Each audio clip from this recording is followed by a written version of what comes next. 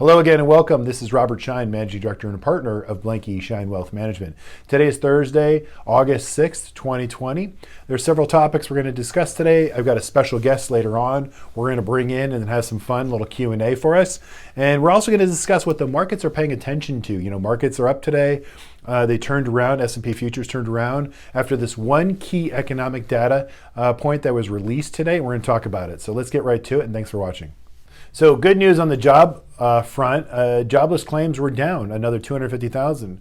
So that's reversing the trend. The last couple of weeks we saw jobless claims sort of pick up or spike.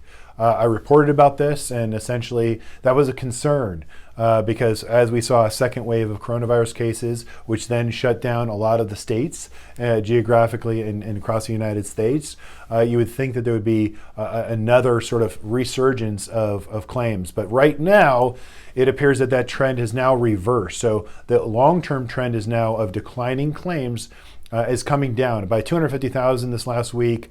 And essentially the continuing claims was down even more by over 844,000 according to Dow Jones reporting. So we both have initial claims, continuing claims. Tomorrow we're also going to have another big jobs number that we're going to pay attention to. But as soon as these jobs numbers were released this morning, the S&P 500 futures sort of turned positive, and the markets are positive. So taking that into consideration today, that's a very positive, market-moving, relevant, real-time information piece that I want to bring to the forefront. Again, my favorite sort of news outlet that I cite and source all the time, but I like to pick on, is CNBC. And so if you go to CNBC and you go to the front homepage, this number or this news story is not in the front news, not in the front fold, if you will. And that's interesting because it is a positive news story. It actually moved the markets. It cut S&P 500 futures from negative to positive this morning as soon as that number was released. So it's a positive news story. Again, consider your source, consider where you're getting your news because it's not being reported in the news of what the markets are paying attention to. So that's what I just want to sort of be aware of. We have real-time empirical evidence to show you and to prove to you that there are some positive things behind the scenes that are happening in the economy. That being said, I just want to report it to you first so that we can let you know what's real-time and relevant. Next topic of the day, Washington's game of chicken. Unfortunately, those that are at stake are those that, again, are filing for unemployment, those that need the assistance, those small businesses in the communities that we all know that actually are suffering tremendously.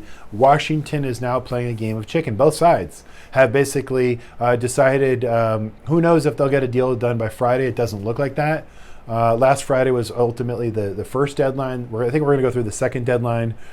And then we could see over the weekend, even the third deadline. So we could see as a result, as the uncertainty grows, the volatility will creep up. We're going to watch the VIX, the volatility index. We're also going to keep an eye on the 10-year treasury. Gold is up again because it's a sort of a store of wealth and the short-term safety indicator right now. So all of these things we want to pay attention to as Washington plays their game of chicken. And the longer this goes on, it creates more uncertainty with the economy, and that more uncertainty with the economy is sort of hurting everyone in the small business world and everyone who needs the unemployment assistance at this moment in time. So unfortunately, both sides are digging in. I don't think we're going to see a deal by Friday. And then if we don't get a deal this weekend, which is I think betting odds and sort of my belief is, it could go on as long as, maybe the mid next week at this rate with no deal. We could see some volatility ahead. And with that volatility, we're prepared at Blanke Schein Wealth Management for our clients to take advantage of it because that would mean that there's high quality on sale. But in the meantime, unfortunately, that's what the game of chicken is going to present. All right, so I'm back with my special guest right now. I have Jack Schein with me. Jack, tell me about yourself. I am 11 years old, and I am going into 6th grade. 6th grade? You mean like at school? What's that? Yeah, what is that? So he hasn't been in school for I don't know. You've been in school online, right? Yeah. Okay, but you actually physically have been. We're in California right now. I think school shut down in mid-March, maybe. Yeah. So that's a good half year. We're probably not going to go back to school for another 6 months to maybe 2 years, depending upon how this Corona thing plays out. So what I've done as a dad and a concerned parent is, you know what? we'll figure out school online. That's another thing. But, in the day-to-days, you're going to come with me and you're going to be my apprentice at work. And you're going to learn from me. You're going to learn from Pop and Uncle Ricky.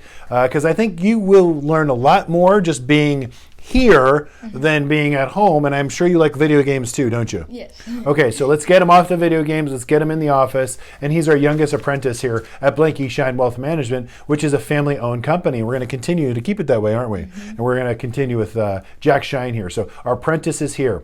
Dad, I have a question. Yeah. What do you, Pop, and Uncle Ricky do? That's a great question, Jack. In simple form, we dedicate our lives to making other lives better, financially speaking. Well, how do you do that? We help our clients make smart financial decisions that improve their lives for their family and for the communities they care about. Cool. Yeah. So, Dad, Yeah. for the final question for today, Okay. we know that you're really good at advice at home. So I would like to ask you a question for my sisters and I. Yeah. What advice would you give us through these challenging times in the world? That's a very good question, Jack. The one take home for right now, the big sort of theme I would say for you and your sisters is, or at least impress upon you guys, is that you could always thrive through adversity. You're always going to come and encounter difficult times in your life. There'll be highs and lows all throughout today and your life. And so life doesn't happen to you.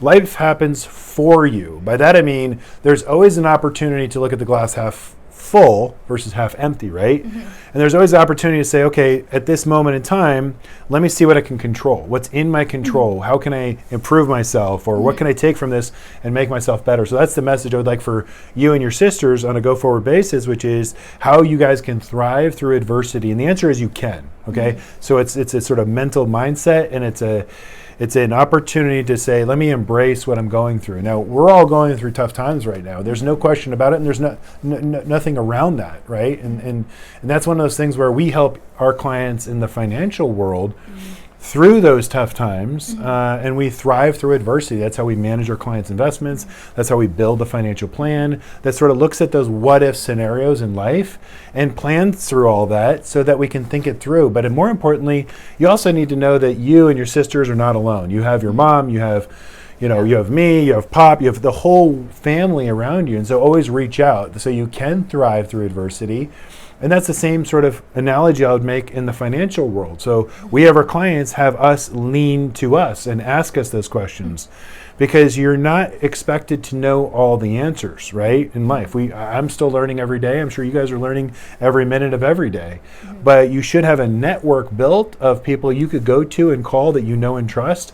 Our clients do with us in the financial world, that we can work together and solve those problems together, so that we can then thrive together and build a plan of attack going forward. So you're not expected to know the answers. Life doesn't happen to you, it happens for you. But have that network of people around you that care about you, love you, and support you. And that's what you guys have, so that you can thrive through adversity. So thanks for the question today. Guys, thanks for tuning in. And thanks to my special guest, Jack. Those are great questions. I appreciate it. Thank you, Dad, for having me. All right. Till next time, guys. Take care.